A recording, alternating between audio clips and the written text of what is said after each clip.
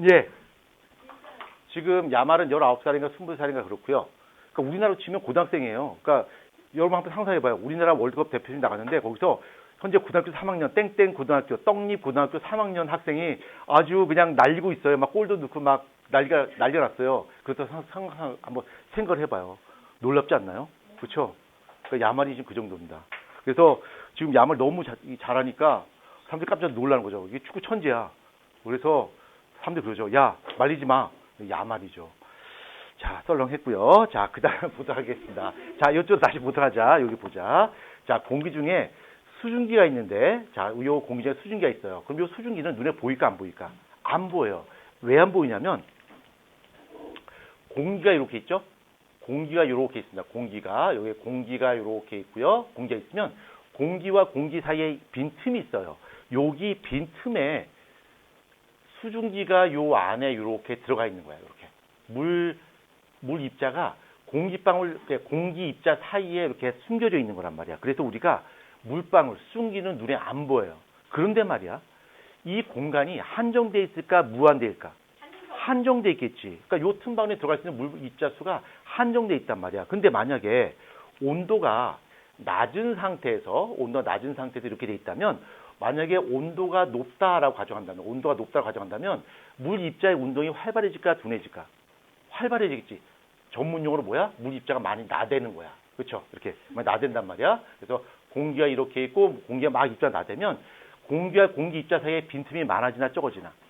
많아지겠지. 많아지면 이 안에 들어갈 수 있는 수증기 입자 수가 어떻게 될까? 더 많아지는 거야. 이렇게. 그렇죠? 더 많이 더 많이 들어갈 수 있다는 얘기야. 그래서 이 공기의 온도에 따라서 여기 안에 들어갈 수 있는 물방울의 수, 즉 수증기의 양은 그때그때 다르다라는 다시 알 수 있겠죠. 그렇죠? 근데 만약에 말이야, 여기에 틈이 있는데 이 들어갈 수 있는 틈보다도 물방울 입자수가 더 너무 많아. 그러면 요 틈에 들어가고 나머지 물들은 들어가지 못하니까 튕겨져 나오겠지. 이 튕겨져 나오는 이 수증기 입자가 뭘로 되는 거야? 액체로 되는 거란 말이야. 이게 응결이란 말이야. 오케이? 이해할 수 있겠죠? 그 다음에 다 들어갈 수 있으면 다 들어가는 거고, 다 들어가지 못하고 튕겨져 나온 것들은 물끼리 이렇게 뭉쳐서 물방울로 이렇게 만들어지겠죠. 이렇게. 오케이? 자, 그러면 생각 정리해보자. 공기 중에 수증기라고 하는 것은 공기 중에 수증기라고 하는 것은 물방울인데, 눈에 보이잖아. 작은 물방울인데, 이것은 공기 입자 사이에 들어간다. 근데 공기 입자 사이의 간격이 벌어지냐, 좁혀지냐에 따라서 많이 들어가냐, 적게 들어가냐가 결정된다는 얘기야. 그렇죠? 그러면 온도에 따라서 공기 입자 사이의 간격이 변하니까 담을 수 있는 수증기의 양도 변하겠네요. 그렇죠. 그래서 여기에 최대한 담을 수 있는 양을 수증기 양을 뭐라 부르냐면 포화 수증기량이라 불러요. 포화 수증기량. 그래서 그 포화 수증기량 한번 보자. 이거 지워도 되겠죠? 지우겠습니다. 나대지 마시고요.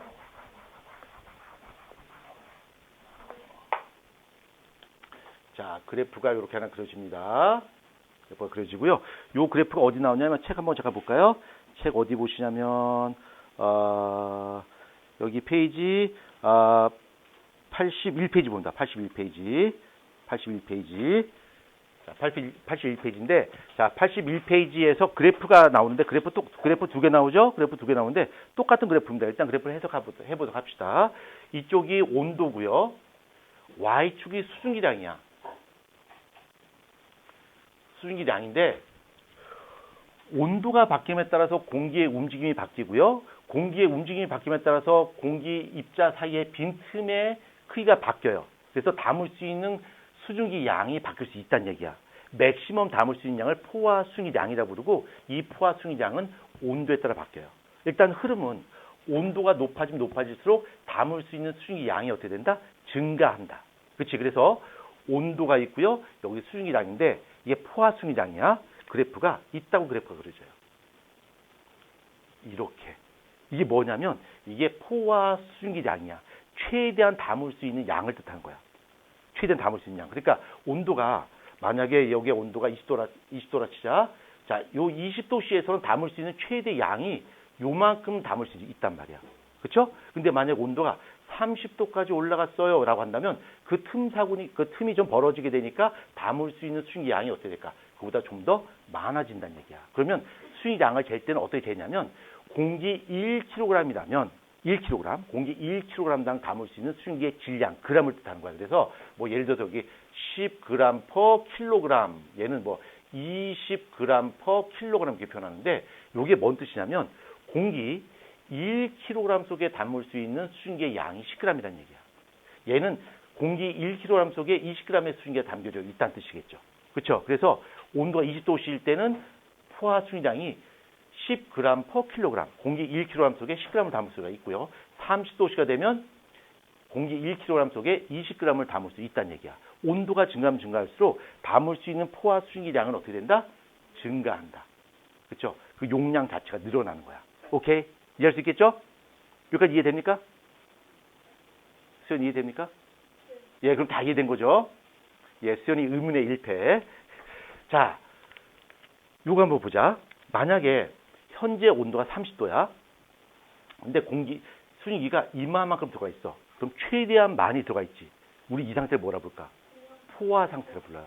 근데 지금 온도가 30도인데 담을 수 있는 용량은 20g을 담을 수 있는데 현재 10g밖에 담겨지지 않아. 그럼 이 상태 뭐라 부를까? 불포화 상태를 불러요. 그런데 말이야. 현재 얘가 담을 수 있는 30도씨에서 담을 수 있는 최고 양은 20g만큼 담을 수 있는데 현재 25g의 수증기가 포함되어 있어. 그럼 어떻게 될까? 과포화가 되겠지. 그럼 과포화 되는 거, 요 차이 나는 것만큼 어떻게 될까? 응결돼 버리게 되는 거야. 그 응결된다면 공기 중에 물방울이 생기는 거야. 우리 공기 중에 생긴 물방울 뭐라 부를까? 공기 중에 물방울 생긴 걸, 자, 이거 여러분 좋아하는 객관식으로 합니다. 자, 그래 객관식 해야 되겠죠? 예. 1번 벼슬, 2번 무술, 3번 또 술로 끝나는 뭐 있니? 구술.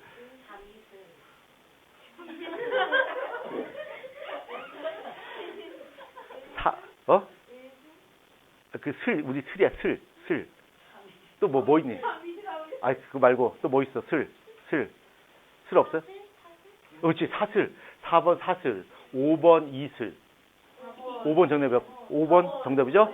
이슬입니다, 이슬. 그래서 요게 응결되어서 요것이 물방울로, 눈에 보이는 물방울로 생기게 되는데 요것이 바로 이슬로 만들어지는 거겠죠. 그렇죠? 그런데 말이야. 현재 온도가 30도야. 자, 여기 30도인데 현재 얘가 10g만큼 녹아있다 치자. 10g만큼 녹아있어요. 그럼 현재 이 상태가 불포화 상태인데 온도를 낮춰줘서 쭉 낮춰서 20도씨가 되면 어떻게 될까? 포화 상태가 되는 거야. 그럼 이때부터 공기 중에 물방울이 생기기 시작하겠지. 이때 온도를 뭐라고 하냐면 이때 온도를 이슬점이라고 불러요. 이슬이 생기기 시작하는 거야. 과포화가 되면서 그때부터 공기 중에 이슬이 송글송글 맺혀요. 이게 바로 이슬점이 되는 거란 말이야. 그렇죠? 근데 만약에 현재 수증기량이 지금보다 좀 더 많았다 치자. 여기 15g per kg이 있고요. 5g per kg 수증기량이 있다 치자. 먼저 요걸 A라 보고 요걸 B라 보고 요걸 C라 봅시다. 자, 먼저 C 보자. A에서 이슬점 몇 도야? 20도씨야. 근데 지금 현재 수증기량이 아까보다 좀 적어요. 그럼 얘는 이슬점이 A보다 높을까 낮을까? 얘가 이슬이 맺히면 어떻게 될까? 쭉 온도 낮춰서 더 낮춰야 되겠지.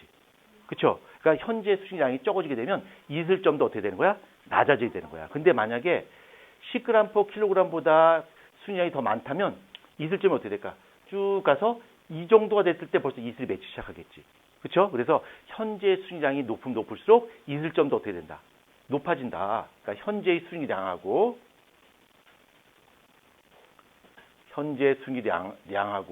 그다음에 이슬점은 비례관계 있습니다. 그러니까 현재 수증기량이 많으면 이슬점도 높아요. 그러니까 현재 수증기량이 많으면 이슬점이 높아진다고 했는데 이슬점이 높아진다는 의미가 뭐냐면 이슬이 빨리 맺힌다는 얘기야. 잘 맺힌다는 얘기야. 그렇죠? 그다음에 현재 수증기량이 적으면 이슬점이 낮아져. 그러니까 이슬이 온도를 더 낮춰야지 이슬이 생긴다는 얘기야.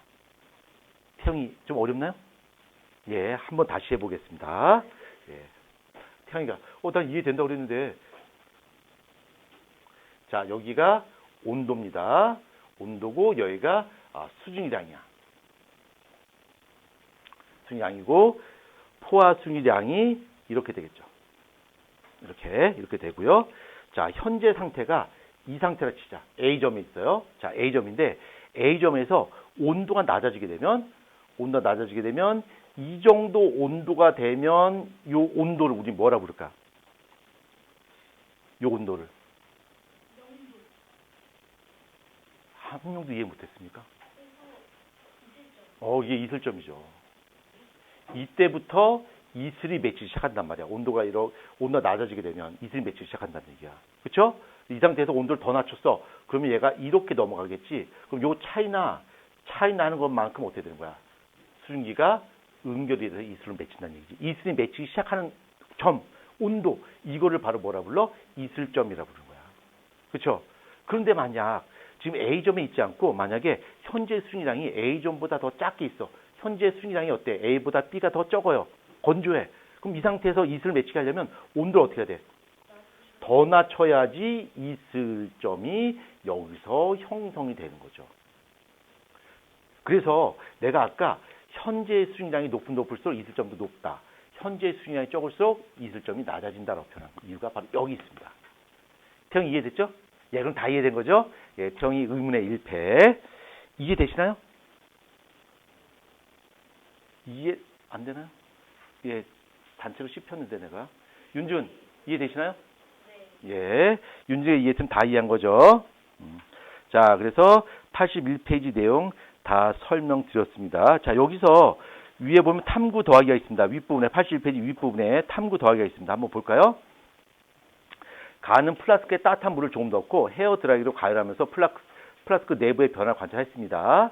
자, 여기 이제 물을 따뜻한 물 집어넣고 헤어 드라이기로 막 가열을 했단 말이야. 그럼 여기 안에 수증기가 꽉 차 있겠죠. 그렇죠? 안에 수증기가 꽉 차 있는데 이거를 찬물에 집어넣었어요. 그리고 온도가 낮아지면서 여기 현재 수증기가 가득 녹아 있는데 만약 이 정도 녹아 있다 이 정도 녹아 있다 진짜 이 정도 녹아 있는데 이걸 찬물에 집어넣었단 말이야. 그럼 온도가 낮아지겠죠? 온도가 낮아지니까 어떻게 될까?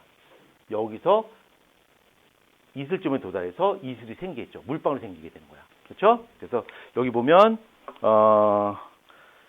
보자. 동글뱅이 1번 한번 보자. 가일 때 기온이 높아지면 물이 증발하여 공기 중으로 들어가므로 플라스크 속의 수증기량이 증가하게 됩니다. 자, 나일 때 기온이 낮아지면 플라스크의 수증기가 응결하여 물방울로 변하므로 플라스크 속의 수증기량이 감소하고 물방울이 송글송글 맺히게 되겠죠. 그렇죠? 자, 이거 어디서 우리가 볼 수 있냐면 이런 것도 볼 수 있어요.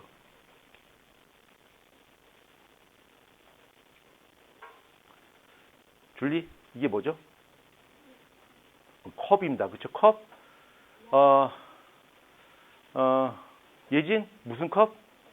월드컵? 아니다, 월드컵 아닙니다. 예, 물컵이에요, 물컵. 월드컵 아니고요. 자, 물컵이 담겨져 있고요. 여기다 물을 집어넣었어요. 물을 집어넣는데 어떤 물 집어넣었을까? 영어로 쓰겠습니다. 그러면 못 알아듣게끔. 이러한 물이 들어가 있어요.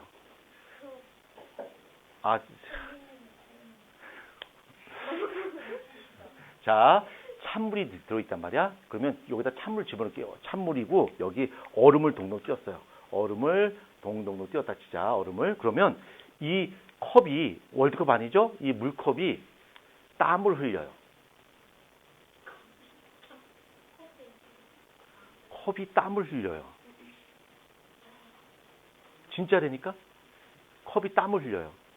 컵이 땀을 흘리는 것은 자, 객관식 가자. 자, 컵이 땀을 흘리는 이유. 여러분이 좋아하는 객관식. 1번, 컵이 당황해서. 2번, 컵이 슬퍼서. 3번, 컵이 더워서. 눈물이겠죠, 그러니까. 예. 그 다음에 4번, 컵이 매운 음식을 먹어서. 5번, 온도가 낮아져서 이슬점에 도달해서 이슬이 맺히는 것이다. 자, 정답이 몇 번? 5번입니다. 너무 어렵나, 객관식이? 예지, 너무 어렵지? 그쵸? 많이 헷갈려요. 그래서 여기가 찬물이기 때문에 온도가 낮아지는 거야. 낮아져서 이슬점에 도달해서 여기에 이슬이 맺히는 거죠. 이렇게. 오케이? 이해되죠? 자, 그 내용이 나와 있습니다. 자, 그 다음 페이지, 82페이지 보자. 82페이지. 자, 습도 한번 보자. 습도.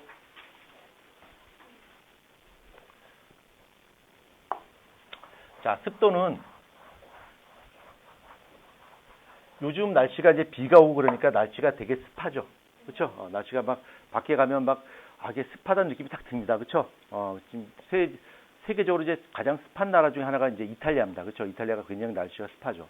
맞죠? 맞죠? 이탈리아 되게 습합니다. 그래도 그 이탈리아가 굉장히 그 습도가 높아서 세계적으로 유명한 이유가 이탈리아는 스파게티, 그렇죠? 스파게티. 예, 아무튼 예, 제가 쓴 것이 할배기를 했고요. 예, 이해 못했죠? 이해 못했죠? 이탈리아는 스파게티. 이해했나요? 예, 친구한테 써먹으면 안 돼. 알겠지? 자, 습도 한번 보자. 습도. 자, 습도. 자, 습도라고 하는 것이 뭔가 한번 책 한번 잠깐 보자. 습도가 뭔가. 자, 습도. 자, 습도가 한번 책 한번 보자. 일정한 부피 속에 수증기가 많이 들어있으면 습하고 적게 들어있으면 건조하다. 이와 같은 공기의 습한 정도를 습도라고 부른다. 근데 일반적으로 우리가 쓰는 것은 상대 습도라고 하는 것입니다. 상대 습도. 상대 습도라고 하는 것을 쓰는데, 자, 상대 습도가 뭔가 한번 보자. 자, 상대 습도는 퍼센트 표시예요. 현재 기온의 포화 수증기량분의 현재 공기의 실제 수증기량 곱하기 100 한 것이 상대 습도야. 잘 이해가 안 돼요. 자, 이 상대 습도가 어떤가 보자. 먼저 이해를 하고 공식을 쓰자. 아무것도 모르는 상태에서 공식 쓰면 큰일 납니다.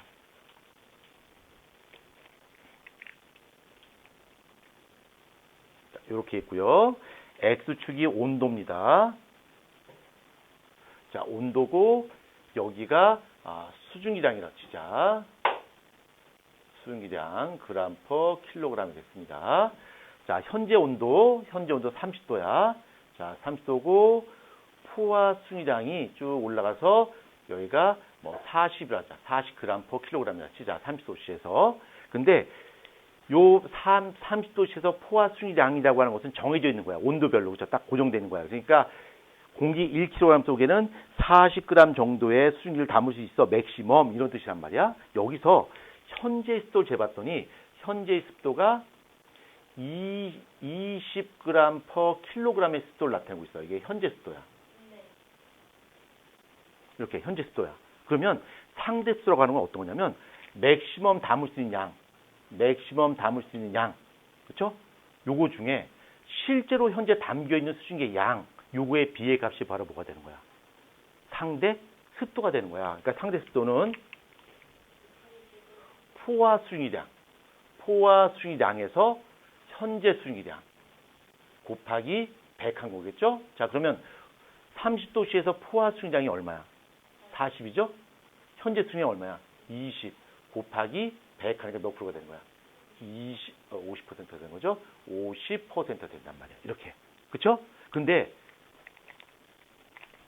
만약에 현재 기온이 20도씨야. 20도씨고 20도씨일 때 포화 수증기량, 20도씨일 때 포화 수증기량을 재봤더니 포화 수증기량이 만약에 20이라 치자. 20g 퍼 킬로그램이라고 가정합시다. 이렇게. 그리고 현재 20도씨에서 만약에 10g 퍼 킬로그램의 수증기량을 담고 있다 치자.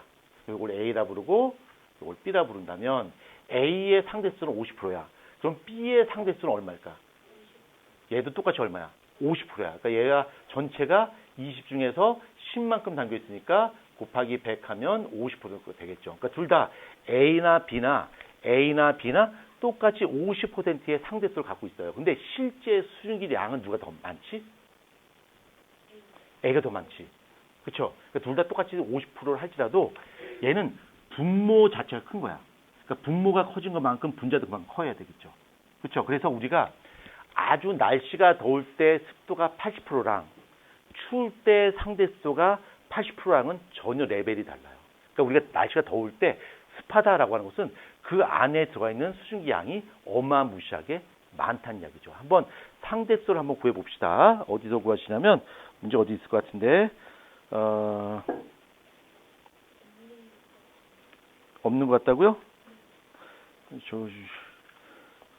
정 이름은 용서치 않도록 하겠습니다. 상대 습도 상대 습도 확실히 13번이라고요? 이게 상대 습도라고요? 예, 속지 마십시오. 예, 속지 마십시오. 예, 유언비어가 난무하고 있는데 속으면 안 됩니다.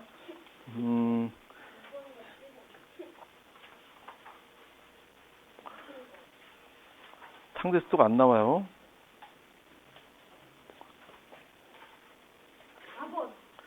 예, 상대 습도 구하는 문제가 진짜 안 나오네요. 아, 까비 안 나옵니다. 예, 수연이 말이 맞았습니다. 그러다 진짜 맞아요. 자, 다시 82페이지 봅니다. 자, 상대 습도 구하는 거 알겠죠? 하나 문제 한번 내드리겠습니다. 현재 온도 25도씨고요. 25도씨고 현재 수증기량. 현재 수증기량이 20g/kg의 수증기량을 가지고 있습니다. 그 다음에 상대 습도를 구해야 돼요. 상대 습도를 구할 거고요. 그 다음에 25도씨에서 포화 수증기량은 100, 사실 이런 존재할 수 없지만 그냥 숫자 편하게 하려고 50을 하자. 50g/kg의 포화 수증기량을 갖고 있습니다. 상대 습도 구할 수 있겠지. 상대 습도 한번 구해볼까? 몇 프로? 40%. 이 정도는 암산 되죠. 그렇죠? 자, 그럼 한번 보자. 여기서 현재 수증기량이 이만큼 있는데 이 상태에서 기온이 낮아지면 상대 습도가 높아질까 낮아질까? 상대 습도. 뭐야, 지금 장난하는 거야, 지금? 윤준이, 수영이, 장난하는 겁니까? 다시 결정합니다. 다시 물어보겠습니다. 수연이한테. 일정한 수증기량이 존재하는데 기온이 낮아지면 상대 습도가 커져요, 작아져요? 그래요. 커져요. 진짜로? 저 작아져요. 커져요. 저 그대로요. 커져요. 리안? 커집니까, 작아집니까? 커지죠. 왜 그러냐면 분자는 변함이 없지. 근데 온도가 낮아지면서 분자는 변함이 없지만 분모가 어떻게 되고 있는 거야? 작아지고 있잖아. 그러니까 값이 점점 커져야 되는 거죠. 선생님, 분모가 뭐고 분자가 뭐예요? 이러면 안 됩니다. 그렇죠? 그럼 곤란해집니다. 자, 그래서 온도가 높아짐에 따라서 상대 습도가 바뀔 수 있는데 다시 요거 정리하고 그다음 밑에 문제 풀 거야. 자, 보자. 현재 수증기량이 이만큼 있어요. 기온이 낮아지면 상대 습도가 높아질까 낮아질까? 상대 습도 높아지겠죠? 기온이 높아지게 되면 상대 습도 어떻게 돼? 낮아지는 거죠. 요 전체 수증기량은 변함이 없단 말이야. 그렇죠? 단지 포화 수증기량이 바뀌기 때문에 기온에 따라서 포화 수증기량이 상대 습도가 바뀔 수가 있습니다. 그 내용이 어디 나와 있냐면 82페이지 아래쪽에 자료 더하기 봐봐요. 자료 더하기 한번 보자. 여기 아래쪽이 시간이고요. 그 다음에 기온이 있습니다. 자, 기온 한번 빨간색으로 된 것이 기온인데 기온을 보게 되면 15시 정도 됐을 때 기온이 높아져요. 그렇죠? 그 다음에 시간이 지나더라도 이슬점은 거의 변함이 없죠. 이슬점은 거의 변함이 없다는 얘기는 실제 수증기량이 크게 변함이 없다는 얘기야. 실제 수증기량은 변함이 없는 상태에서 상대 습도를 보게 되면 기온이 높아짐에 따라서 녹색으로 표시되어 있는 상대 습도는 낮아지고 있죠. 그렇죠? 왜 그러냐면 분모가 커지기 때문에 기온이 높아지면서 분모가 커지기 때문에 상대 습도는 낮아집니다. 오케이? 이해됐? 예, 단체로 씹는데 이해되셨죠? 예. 자, 그 다음 페이지 봅니다. 그 다음 페이지 구름 한번 보자. 구름.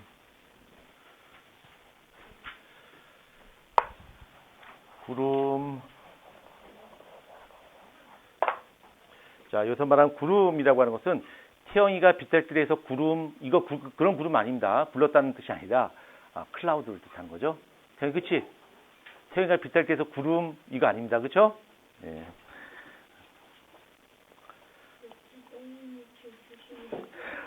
저 진짜,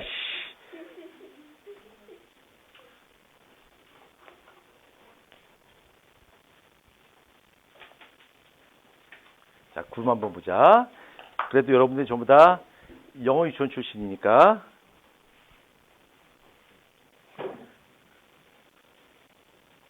너 다 찍혔어. 너 지금 찍혔어. 어떡하냐. 너 이제 유튜브에 출연했다. 너 이제 어떡하냐. 큰일 났다. 이제 나왔어. 자, 구름 한번 보자. 자, 구름은 액체야, 기체야, 고체야? 기체는 눈에 안 보여. 액체입니다, 액체. 액체야. 구름 액체입니다. 그러면 저기 수연한테 물어보자. 수연아, 구름을 영어로 뭐라 그러지? 덤블링이라 그러나? 클라우드. 그쵸, 클라우드. 요즘 클라우드라는 단어가 많이 쓰이죠? 구글 클라우드도 있고. 그거 모르나요? 알아요? 컴맹 아니네? 컴퓨터 좀 치는데. 자, 구름인데, 이 구름은 액체입니다. 그럼 이 구름이 어떻게 생기냐면, 공기 중에 수증기가 있겠지? 수증기가 뭘로 바뀐 거야? 액체로 바뀐 거야. 응결이 된 거죠. 응결이 되어서 된 것이 바로 구름이야. 근데 이 구름과 안개는 똑같아요. 똑같아요. 차이점이 있다면 구름은 어디 생겨? 그렇죠. 위에 생긴단 말이에요. 그렇죠? 그다음 안개는 지표면에 생기는 거야. 근데 원리는 다 똑같습니다. 원리는. 그러면 안개가 생기는 건 어떤 거냐면 아까 잠깐 여기 그림 그렸는데 공기의 수증기가 이렇게 있는데 갑자기 밤에 기온이 낮아졌어요. 그럼 어떻게 될까? 이슬점에 도달하게 돼 있지. 그럼 여기서 응결이 일어나는 거야. 응결이 일어나는 것이 바로 뭐야? 구름이란 말이야. 물방울 생긴 거야. 그래서 땅 위에 구름이 생긴 것이 바로 안개야. 이게 안개야. 근데 이게 하늘 높이 생겼다. 그럼 이제 구름이 되는 거겠죠. 그렇죠? 그러면 구름이 생기려면 공기가 위로 올라가야 될까? 내려가야 될까? 올라가야지 위에 구름이 생기겠죠. 그렇죠? 내려오게 되면 구름이 안 생겨요. 그래서 얘는 구름이 올라갈 때 생겨요. 상승 기류일 때 공기가 올라갑니다. 선생님 왜 공기가 올라가요? 공기가 올라가는 곳도 있으면 뭐야? 내려오는 곳도 있는데 자, 지표면이 이렇게 있다 진짜.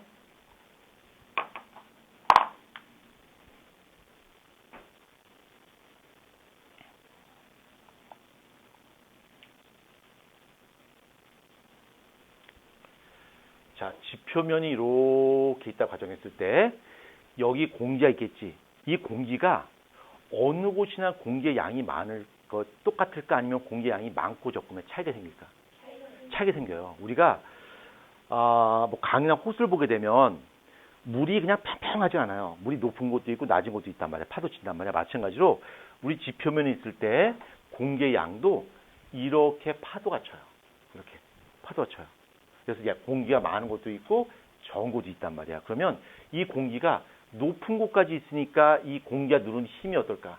강하겠지? 얘는 어떨까? 상대적으로 약하겠지? 그래서 이 공기가 많은 쪽에서는 공기를 세게 누른단 말이야. 그래서 공기의 압력, 기체의 압력이 매우 높아. 그래서 우리 얘를 뭐라 불러?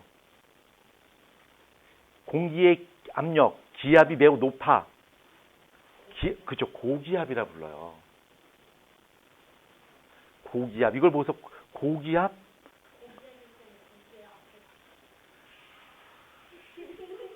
너 없애버린다. 너 전화 한 통하면 너 없앨 수 있어요. 그쵸? 그쵸? 예, 집에서 반죽 씁니다. 예. 자, 고기압이야. 그럼 얘는 공기가 적죠? 그럼 얘는 무슨 압력이야? 저기압이겠죠? 저기압이야. 저기압인데 얘도 내려오고 있고 얘도 내려오고 있는데 얘가 더 힘이 세요. 그치? 그럼 얘는 내려오는 힘, 얘 내려와야 되는데 얘가 더 힘이 세서 내려온단 말이야. 그럼 내려온 공기가 어떻게 될까? 얘가 옆으로 팡 하고 퍼져요. 그럼 얘가 내려오려는 힘보다 얘가 미는 힘이 더 크니까 어떻게 될까? 얘는 공기가 위로 올라가게 돼요. 이렇게. 얘는 공기가 내려오게 된단 말이에요. 이렇게. 저기압에서는. 그래서 고기압에서는 공기가 아래로 내려오는 하강 기류가 생기고요. 하강 기류가 생기고 저기압에서는 상승 기류가 생겨요. 공기가 위로 올라간단 말이야. 이렇게. 그리고 이게 지표면에서 고기압 쪽에서 저기압 쪽으로 공기가 이렇게 이동하겠지. 이 지표면에서 고기압에서 저기압 방향으로 공기가 이동하는 것을 우리는 다른 말로 뭐라 부를까? 바람이라 불러요. 바람이 고기압에서 저기압 방향으로 이렇게 분단 말이야. 그렇죠? 오. 그리고 이쪽도 마찬가지로 여기가 고기압이고 여기가 저기압이야. 그럼 얘가 바람이 이렇게 불어나올 거고요. 여기는 공기압 상승 기류. 그렇죠? 반대로 됐죠. 이렇게 되겠죠. 그렇죠? 상승 기류. 얘 봐봐. 얘 보면 여기서도 밀고 여기서 미니까 어떻게 될까? 여기서 미는 공기가 와서 이렇게 올라간단 말이야. 이게 여기가 상승 기류가 되는 거야. 그 다음에 여기 하강 기류, 여기 뭐야? 또 상승 기류가 되겠지? 바람이 이렇게 막 분단 말이야. 바람이 부는데 이것을 위에서 보자. 위에서 보자.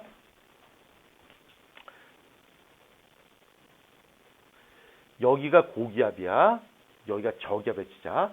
자, 고기압이라고 하는 것은 위에서 공기가 내려와서 양 밖으로 퍼져나간단 말이야. 그러니까 여기가 위쪽이고 여기가 아래쪽이라면 공기가 이렇게 눌러지는 거야. 이렇게 눌려서 공기가 어떻게 될까? 양 사방으로 퍼져나가겠지. 그치? 그 다음에 이 퍼져나간 것이 어떻게 될까? 일로 도달하게 되면 이쪽에서도 공기가 몰려든단 말이야. 몰려들어서 만나니까 어떻게 될까? 쭉 올라오겠지. 얘는 상승류가 생기는 거야. 근데 여기서 공기가 그냥 밖으로 빠져나오고 그냥 들어가지 않고 회전하면서 빠져나오고 회전하면서 들어가요. 그 회전 방향은 자 따라해 보십시오. 엄지척 오른손으로 오른손 엄지척. 자, 이 엄지가 공기의 방향이고요.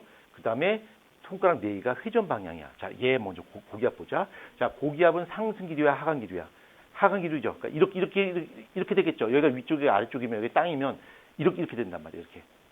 이렇게 힘들어. 이렇게 되는 거야. 그래서 공기가 이렇게 빠져나온 거야. 이렇게 회전하면서 빠져나오게 됩니다. 그 다음 얘는 뭐야? 상승 기류죠. 이렇게 되겠지. 그렇죠? 이렇게 올라온다. 그러니까 공기가 이렇게 들어가요. 공기가 이렇게 해서 들어가게 됩니다. 공기가 회전하면서 들어가게 돼요. 그래서 일단 뭐 여기까지는 우리가 몰라도 상관없습니다만 고기압에서는 하강 기류, 저기압에서는 상승 기류. 일단 이건 기억해야 돼요. 기억해야 돼. 기억 못하면 정의 일부를 용서치 않도록 하겠습니다. 넌 벌써 끌려갔어. 지명수배 됐어. 밑에 차가 기다리고 있어. 로프가 풀리가 지금. 네, 기다리고 있어요. 너 끌려갈 것 같아. 근데 그 폴리가 진짜 폴리일까? 근데 왜 폴리가 집에 있지? 폴리가 왜 집에 있을까?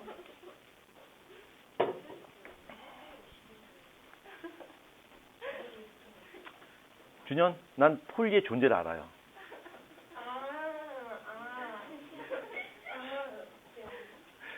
갑자기 얼색이 사색이 되는데. 자, 요것만 기억하자. 자, 요거만 보자. 고기압일 때 하강기류, 저기압일 때 상승기류야. 자, 여기서 하나 더 하자. 공기가 위로 올라가요. 자, 올라가면 온도가 높아질까, 낮아질까? 아까 배웠었죠? 올라가. 낮아지지? 그럼 봐봐. 수중이랑이 이렇게 있는데 올라가면 올라갈수록 기온이 낮아지니까 어느 정도 되면 이슬점에 도달하게 된단 말이야. 그렇죠? 이슬점을 넘어서게 되면 이때부터 뭐가 되는 거야? 응결이 되는 거야. 응결된 것이 바로 뭐가 되는 거야? 구름이 되는 거겠죠. 그렇죠? 한번 그려봅시다. 그 내용이 어디 나와 있냐면 책에 한번 잠깐 볼까요? 책에 여기 나와 있네요. 페이지 83페이지 밑에 봐봐요. 밑에. 자, 구름이 생성되는 과정 한번 보자. 자, 구름이 생성되는 것은 공기가 상승을 해요. 여기서. 공기가 상승을 하고요. 공기가 상승한다는 얘기는 우리가 배운 대로 한다면 상승기류야. 상승기류, 공기가 위로 올라가는 거 상승기류고요. 상승기류는 저기압에서 일어납니다. 공기가 위로 올라가요. 자, 공기가 올라가면 두 가지가 바뀌어요. 두 가지가. 자, 공기가 위로 올라가는데 공기가 위로 올라가면 올라갈수록 압력이 높아질까, 낮아질까? 낮아지니까 공기가 어떻게 될까? 커져요. 팽창된단 말이야. 팽창되는데 외부로부터 에너지 출입이 없는 상태에서 그냥 부품만 커지는 거야. 그러니까 외부로부터 에너지를 받아들이거나 내보내지 않아. 내가 갖고 있는 에너지는 그냥 그대로야. 근데 부피가 커졌어. 그럼 이 안에 온도는 높아질까, 낮아질까? 자, 잘 생각해봐. 자, 여기 교실 안에 100이라는 에너지가 있다, 진짜. 근데 교실의 부피가 커졌어. 그러면 단위 부피당 존재하는 에너지 양은 줄어들었을까? 그대로일까? 증가했을까? 줄어들었겠지. 그만큼 공간이 커졌으니까. 그렇죠? 그러니까 이렇게 기압이 낮아지면서 공기가 팽창하게 되고요. 그걸 좀 어려운 말로 단열 팽창이라 부르는데, 단열 팽창이 일어나고요. 그 다음에 온도가 어떻게 될까? 온도가 내려가요. 온도가 내려가다가 결국에는 어떻게 될까? 어느 점에 도달하게 된다? 이슬점에 도달하게 된다. 온도가 낮아지면서 얘가 이슬점에 도달하게 돼요. 그럼 뭐가 생기는 거야? 구름이 이렇게 뭉게 구름이 생기고, 요 구름 안에는 물방울들이 이렇게 있겠죠. 그렇죠? 그래서 상승 기류에서 구름이 생기는 거야. 일단 구름이 생기는 것은 고민하지 마시고요. 구름이 생길 수 있는 조건은 상승 기류일 때, 공기가 위로 업해서 올라갔을 때 구름이 생긴다. 이렇게 무조건 기억하셔야 돼요. 자, 그 내용이 여기 우리 책 페이지 83페이지에 내용이 나와 있습니다. 자, 그 다음에 그 다음 페이지 한번 보겠습니다. 자, 구름이 이제 생겨나는 경우 한번 보자. 아니요, 꼭 그렇진 않습니다. 근데 그러면 구름이 없으니까 구름을 만질 수 있지 않아요? 그냥 물방울에 불과합니다. 작은 물방울. 우리가 안개 속을 걸어갔을 때 물방울 만질 수는 없죠. 그렇지만 안개 속을 뛰어가게 되면 머리가 젖죠. 안개 속을 뛰어가 본 적이 없죠. 예. 자, 그 다음에 구름이 형성되는 과정 한번 보자. 요거 이해하셨나요? 이거 이해했죠? 자, 그 다음에 근데 그 공기 그 자체가 물결처럼 이렇게 정육면체로 존재하지 않습니다. 그러니까 공기가 이렇게 막 이게 미세하게 온도 변화가 좀 있어요. 마치 파도 치는 것처럼. 나대지 마시고요. 자, 그 다음에 구름이 생기는 거 한번 보자. 구름이 생기는 경우 한번 보자.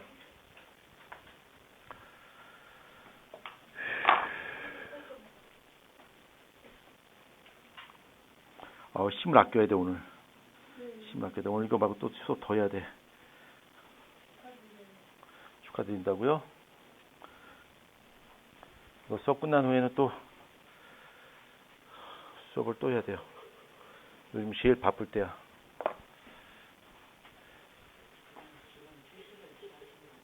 안 됩니다. 자, 구름의 생성 한번 보자. 자, 구름이 만들어진 경우는 무조건 공기가 위로 올라가야 돼. 상승 기류 때 구름이 생기는 거야. 그럼 언제 상승 기류가 생기냐면, 자, 땅이 있다 치자. 근데 이쪽 지역이 차가울 때 구름 생길까? 따뜻할 때 구름 생길까? 따뜻할 때. 이게 너무 뜨거워. 뜨거우면 뜨거운 공기가 어떻게 될까? 위로 올라가겠지. 그쵸? 상승 기류가 생기면서 구름이 이렇게 생겨요. 그러니까 이 지표면이 가열됐을 때 구름이 생길 수가 있습니다. 또 하나는 이 지역이 저기압일 때. 아까 설명했듯이 저기압이라면 공기가 안으로 유입될 거고요. 공기가 안으로 유입될 거고, 그것에 의해서 공기가 위로 올라가겠지. 상승기가 생기면서 여기 구름이 생기게 되겠지. 그렇죠? 자, 또 한 가지는 바람이 부는데 여기 누구한테 물어볼까? 그래, 준수한테 물어볼까? 이거 뭐죠? 이게 뭐죠? 예? 이게 뭐죠? 우리 산이죠. 산, 그렇죠? 산입니다, 산.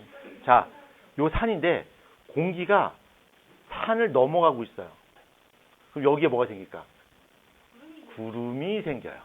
그래서 산꼭대기에 구름이 막 생기죠. 그렇죠? 그래서 대관령이나 이런 데 올라가게 되면 안에 안개가 쫙 끼고 구름이 꽉 낀 이유가 바로 뭐냐면, 여기 산이 있으면 공기가 산을 타고 넘어갑니다. 넘어가면서 똑같이 이거와 같은 원리가 작용되기 때문에 여기 구름이 생기게 되겠죠. 그렇죠? 자, 그 다음에 그 차가운 공기와 따뜻한 공기가 서로 만났을 때, 그러니까 서로 성질이 다른 공기가 서로 빵 하고 만났을 때 우리 다른 말로 전선이라 불러요. 전선. 마치 전쟁을 한다라는 의미로 전선이라 부르는데, 차가운 공기와 따뜻한 공기가 있으면 어떤 게 무겁고 어떤 게 가벼울까? 따뜻한 공기가 가볍겠지. 찬 공기보다. 그렇지? 그래서 찬 공기와 따뜻한 공기가 만나게 되면 여기에 찬 공기가 있고요. 여기 따뜻한 공기가 있으면 따뜻한 공기가 찬 공기를 타고 쭉 올라가요. 그럼 여기 뭐가 생길까? 구름이 생기게 되겠지. 그렇죠? 구름이 생긴단 말이야. 그래서 요 따뜻한 공기가 찬 공기를 타고 올라가는 거란 말이야. 자, 그래서 그러면 지금 얘 같은 경우는 따뜻한 공기가 차가운 공기를 공격하는 거야. 공격하는데 얘가 가벼우니까 위로 올라타는 거고, 그럼 반대로 이런 경우 한번 보자. 요번에는 차가운 공기가 있고 따뜻한 공기가 있는데 차가운 공기가 따뜻한 공기를 공격한다 치자. 그럼 얘는 뭐 타고 올라갈까 밑을 파고들까? 얘가 공격할 거야. 얘가 파고들겠지. 무거우니까. 그렇죠? 공격 어떻게 될까? 이렇게 되겠지. 얘가 이렇게 파고드니까 차가운 공기가. 그렇죠? 그러면 얘가 이렇게 파고들면 여기 따뜻한 공기가 어떻게 될까? 위로 올라가겠지. 여기 뭐가 되니까? 구름이 생긴단 말이야. 그렇죠? 맞죠? 그러니까 이런 경우에 구름이 생기는데 구름의 종류는 크게 두 종류야. 요 구름 한번 봐봐. 요 구름은 따뜻한 공기가 찬 공기를 따라서 쭉 언덕길을 올라가면서 여기 구름이 생기는 거야. 그럼 이게 구름이 이렇게 서 있을까? 옆으로 누워 있을까? 누워 있겠지. 그렇죠? 맞죠? 구름이. 그래서 그 구름이 어디냐면 책에 한번 봐봐요. 책에 보면 책에 나오나? 책에 나오네요. 책에 보면 층운형 구름이라 불러요. 이렇게 옆으로 누운 구름 있죠? 요거를 층운형 구름이라 불러. 층운형 구름이라 불러. 언덕을 굳이 안 넘어가고 이렇게 구름이 여기 옆으로 피어가지고 그렇진 않습니다. 예. 나대지 마시고요. 자, 이런 경우는 어떻게 될까? 얘가 구름이 옆으로 누워 있을까? 똑바로 서 있을까? 똑바로 서 있겠죠? 그래서 얘를 적운형 구름이라 불러요. 그러니까 적자가 쌓을 적자야. 적운형 구름이라 불러. 그럼 구름에는 많은 물방울이 있으니까 비가 오겠지. 비가 오는데 얘는 이렇게 옆으로 누워 있으니까 비가 내리는 지역이 좁은 범위야, 넓은 범위야. 넓은 범위에 이슬비가 내리겠죠. 보슬비가 내린단 말이야. 근데 얘는 구름이 이렇게 쌓여 있어요. 그러니까 얘는 좁은 범위에 어마무시하게 많은 비가 내리겠죠. 그렇죠. 소나게 내린단 말이야. 그러니까 얘는 이슬비가 내리고요. 이슬비가 내리고 그다음에 비가 내리는 지역이 좀 넓어요. 영어로 쓰겠습니다. 여러분이 못 알아듣게끔. 예, 넓은 지역에 비가 내리고요. 그렇죠. 예. 그다음에 얘는 소나기가 내립니다. 엄청나게 많은 비가 소나기가 내리고요. 그다음에 좁은 곳에 비가 내리죠. 좁은 곳에 비가 내리는 특징을 갖고 있습니다. 자, 그래서 84페이지 다 설명드렸고 밑에 있는 학습 내용 체크 지금 진행합니다.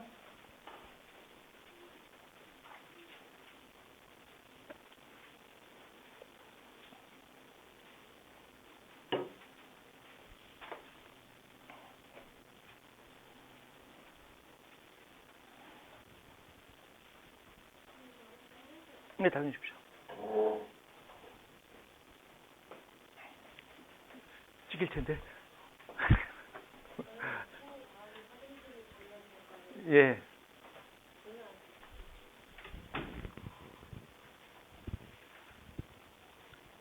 다 풀었나요? 줄이 다 풀었나요? 네.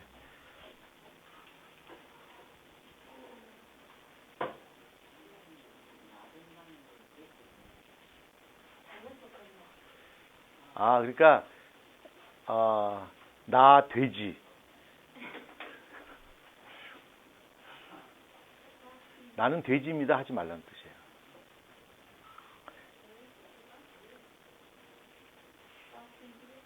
자, 답 체크해 볼까요? 답 체크해 봅시다.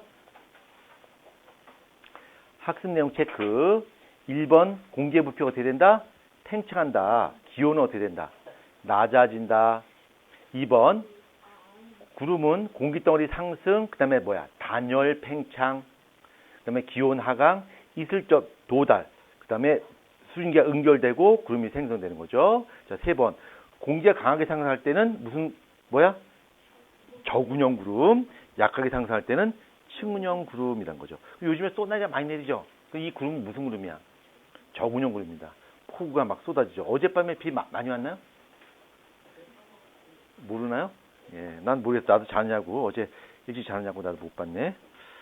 자, 그 다음에 강수 한번 보자. 강수. 자, 비가 오는 겁니다. 비가 오는 거. 자, 그것도 간단하게 한번 설명해 봅시다. 자, 저위도 지방이니까, 적도를 근처 말한 거야. 적도 근처. 자, 적도 근처에는 비가 오나 눈이 오나? 적도 근처. 비가 오죠. 아직 동남아 한 번도 안 가봤어요? 태국이나 베트남 가면 비가 내려 눈이 내려? 비가 내리죠? 그 비가 내리는 원리 한번 보자. 우리 다 설명했습니다. 자, 여기 구름 안에 보면 작은 물방울이 있는데 작은 물방울들이 부끄러워요 하진 않겠지만 계속 붙어요. 붙어서 커다란 물방울이 되고요. 그 물방울이 무게를 이기지 못하고 어떻게 될까? 떨어져요. 그럼 이 떨어지는 물방울이 다른 말로 뭐라 불러? 비라고 부르는 거죠. 그래서 이걸 병합성이라 불러요. 이건 주로 비가 내리는 원리를 설명할 수 있어요. 자, 그 다음에 우리나라나 이제 러시아처럼 이제 좀 추운 곳을 한번 보자. 추운 곳에 보면 구름 안에 보면 물방울도 있고요. 그다음 더 위로 올라가게 되면 너무 추우니까 그러니까 얼음 결정도 있어요. 그래서 구름이 이렇게 있으면 보자. 구름이 이렇게 있다 치자. 구름이 이렇게 있어요. 구름이 있으면 이쪽에는 물이 존재해요. 여기는 물 입자가 존재하고요. 이쪽에는 작은 얼음 입자가 존재하는 거야. 그럼 이쪽에는 얼음하고 물이 존재하겠지. 그렇죠? 그럼 여기 얼음이 있고요. 얼음이 이렇게 있고 여기 물 입자들이 있는데 여기 얼음 입자에 물들이 달라붙는 거야. 점점 커지겠지. 그래서 이것이 나중에 어떻게 되는 거야? 떨어지는 거야. 떨어지면 뭐가 되는 거야? 눈이 되는 거겠죠? 그렇죠? 눈이 되는 거고 떨어지는 중에 녹지 않으면 눈이 되는 거고 떨어지는 중에 녹으면 뭐가 되는 거야? 비가 되는 거야. 근데 이때 이 추운 지방에서 내리는 비는 적도 지방에서 내리는 비와 느낌이 달라요. 적도 지방에서 내리는 비는 그냥 물방울 자체가 떨어지는 거잖아. 그래서 걔를 따뜻한 비다 불러요. 따뜻한 비다 부르는데 얘네는 얼음이었다가 내려오면서 녹아서 떨어지기 때문에 이 비는 어떨까? 되게 차가운 비예요. 그래서 여기 책에서 한번 봅시다. 책에서 여기 빙정설에서 맨 밑에 보면 그림 옆에 표가 나와 있죠? 표가 나와 있는데 구름 속에 물방울과 빙정이 함께 존재하고요. 물방울에서 증발한 수증기가 빙정에 달라붙어요. 그럼 승화를 거쳐 빙정이 커져 점점 무거워져. 무거워진 빙정이 그대로 떨어지면 눈이 되는 거고요. 그 다음에 무거워진 빙정이 떨어지다 녹으면 비가 되는데 이때 비는 무슨 비? 따뜻한 비, 차가운 비. 차가운 비가 되는 겁니다. 그래서 겨울비는 되게 차가워요. 반면에 위에 있는 병합성으로 설명할 수 있는 이 비는 따뜻한 비에 해당됩니다. 그러니까 눈과 비가 내리는 과정을 설명했죠. 특히 눈이 내리는 과정 꼭 기억하셔야 됩니다. 이거 이제 얼음 결정, 이걸 빙정이라 부르는데 빙정에 물 입자가 달라붙어서 빙정이 점점 커져서 떨어지는 거. 이게 뭐야?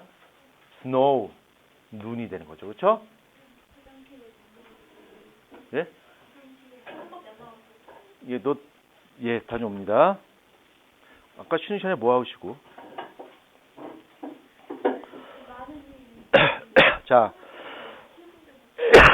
자, 그 다음에 봅시다. 그 다음에 페이지 86페이지 봅니다. 86페이지. 자, 구름 발생 실험이 있습니다. 먼저 페트병에 약간의 물과 액정 온도계를 넣은 후에 간이 가압 장치가 달린 뚜껑을 닫고 온도를 측정합니다. 그다음에 두 번째, 간이 가압 장치의 펌프를 여러 번 눌러요. 그래서 페트병 내부의 변화를 관찰하고 온도를 관측합니다. 그 다음에 세 번째, 간이 가압 장치의 뚜껑을 여는 순간 페트병 내부의 변화를 봤습니다.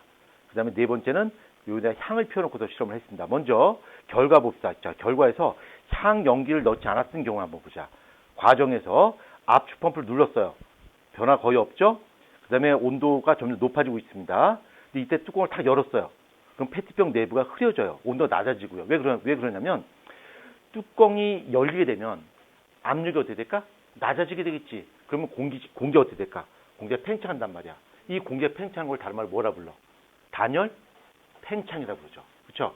단열 팽창이라 부르면서 안에 있는 수증기가 응결이 되어서 페트병 내부가 흐려지게 되는 거죠. 그 흐려진 것은 바로 응결이 일어난 거야.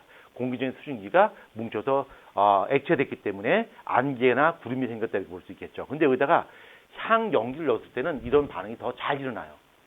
향 연기를 넣었을 때 똑같은 반응을 하고 향 연기를 피웠을 때는 흐려지는 정도가 더 많이 흐려지게 됩니다. 그 내용이 2번, 3번, 4번에 나와 있는데 여기 4번 한번 봐봐. 4번. 페트병에 향 연기를 넣었을 때는 넣지 않을 때보다 더 많이 흐려진다. 왜 그러냐면 향 연기를 구성하는 입자가 수증기 응결을 도와주기 때문에 더 잘 일어난다. 이렇게 볼 수가 있습니다. 자, 그럼 요거를 여러분 잘 이해하셨다면 밑에 있는 탐구 확인 문제를 여러분 스스로 풀 수가 있을 걸로 기대합니다. 자, 86페이지 지금 해결합니다.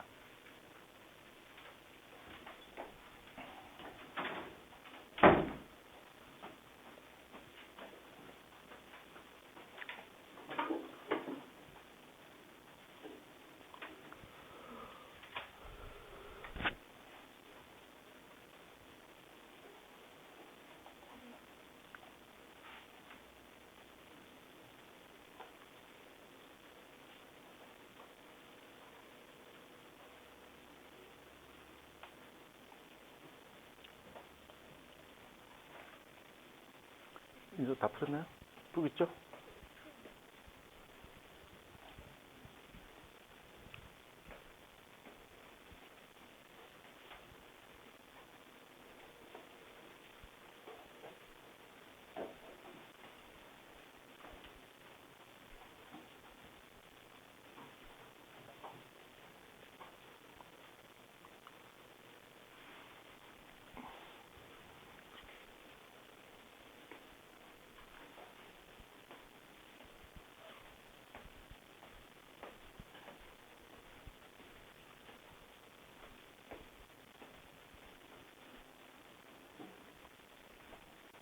크록스 신는 사람이 점점 늘어나고 있습니다.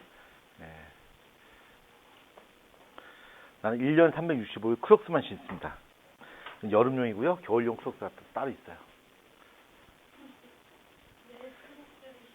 그러니까 크록스를 한 번 신으면 벗지를 못해요. 너무 편해서. 네, 크록스. 아, 누가 방에서 크록스를 신습니까? 미친 거 아니야?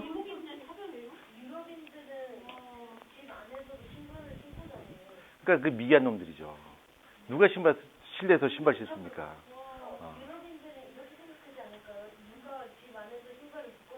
아니야. 근데 지금은 유럽 사람이나 미국 사람들도 우리 한국처럼 실내에서 신발을 벗는 문화가 지금 점점 퍼지고 있습니다.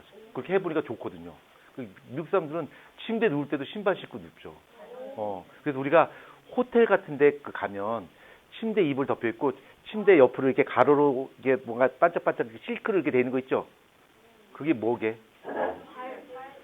신발 저 신발 신는 발 올려놓는 자리야. 그게 몰랐죠? 예, 우리 그거 모르고 막 덮기도 하고 그렇죠? 배도 덮고 막 그랬죠? 원래 이렇게 침대 누우면 신발이 이렇게 있잖아. 거기에 닿는 부위에 거기에 이렇게 띠로 이렇게 만들어 놓은 거야. 침대 덮이지 말라고. 근데 우리는 그걸 또 모르고 이게 왜 있지? 막 얼굴 덮고 막 그랬는데, 그렇지? 자.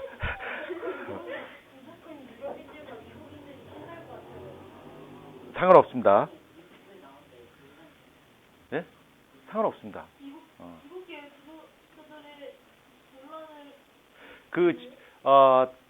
제 구독자 중에 절반은 실제로 한국에서 구독하지 않았습니다. 해외에서 구독했습니다. 그러니까 저는 한국에서보다 외국에서 더 유명합니다. 몰랐죠?